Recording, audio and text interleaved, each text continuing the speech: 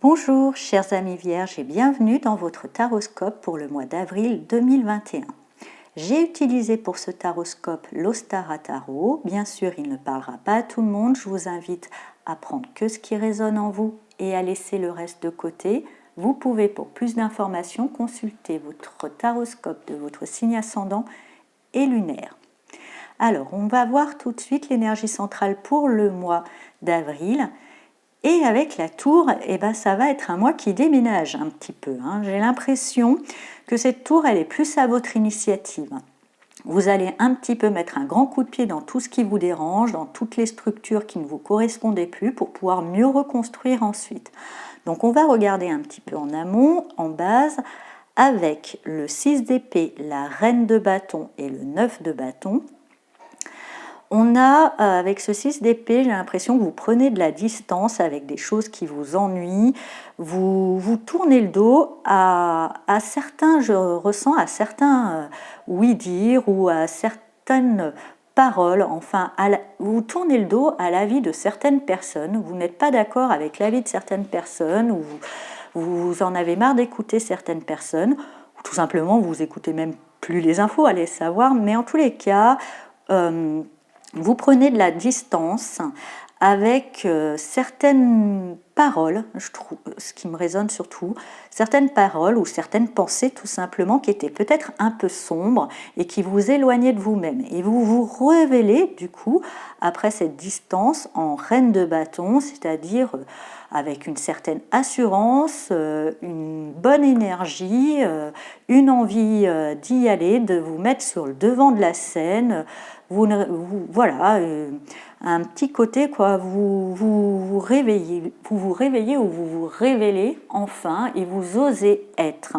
Il y a vraiment une notion d'oser être, ce qui n'est pas plus mal avec ce 9 de bâton parce que ça vous permet du coup de traverser certains obstacles, de vous libérer d'une situation qui vous enfermait. Ça ne sera pas évident, mais avec cette énergie-là, vous y allez. Et vous sortez de quelque chose dans lequel vous vous sentiez enfermé ou vous mettez déjà, vous relevez des défis qui étaient peut-être un peu hauts, mais qui sont à votre portée, que vous arrivez bien à relever, surtout grâce à cette énergie de reine de bâton et en mettant de la distance avec peut-être l'opinion d'autrui, moi je sens beaucoup. Vous vous recentrez sur votre propre avis. Ensuite, grâce à tout ça, ce qui est bien, c'est qu'avec ce roi de coupe et cette tour et ce 6 de denier, avec ce roi de coupe, vous retrouvez, je dirais, une bonne maîtrise de vos émotions, vous arrivez mieux à gérer. Cette prise de distance vous permet un certain alignement, une meilleure gestion de vos émotions.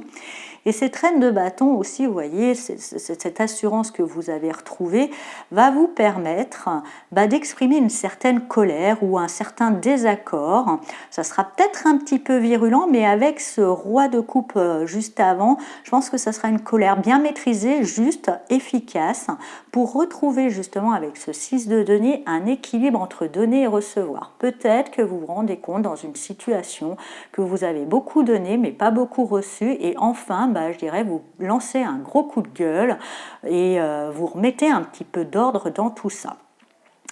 Donc grâce à ça, ensuite, vous pouvez redémarrer, car effectivement, la tour est un peu destructrice.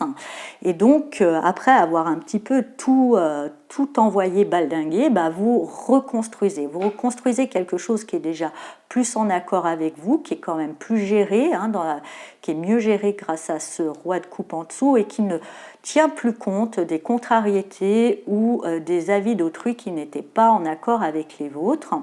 Vous construisez avec cet empereur à côté dans une bonne structure, avec bonne intelligence, dans un bon esprit de conquête. Vous avez un bon plan d'action, ça c'est sûr. Cette tour vous a permis de vous révéler, je dirais, ces coups de gueule vous a permis d'asseoir une certaine autorité sur votre vie. Et elle est assez bien structurée, assez carrée, elle va vous permettre de mener à bien, je dirais, ce nouveau projet qui sera sûrement plus en accord avec vous. Et en même temps, avec cet as de bâton, ensuite, eh ben, ça vous redonne de l'énergie, ça vous redonne de l'enthousiasme. Justement, déjà, ce meilleur équilibre entre donner, recevoir, d'être sorti de cette situation qui vous enfermait ou qui vous prenait plus qu'elle vous apportait, ça c'est sûr.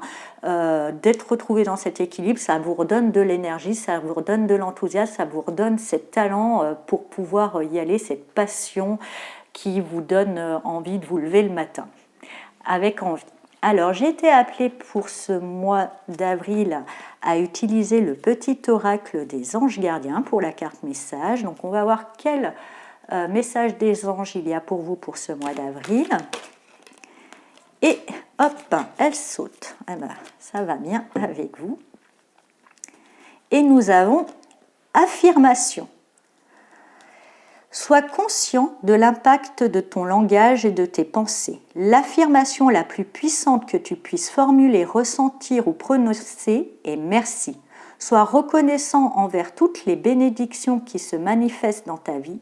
Si nous reconnaissons l'ordre divin qui régit notre vie, l'univers nous envoie les plus belles bénédictions.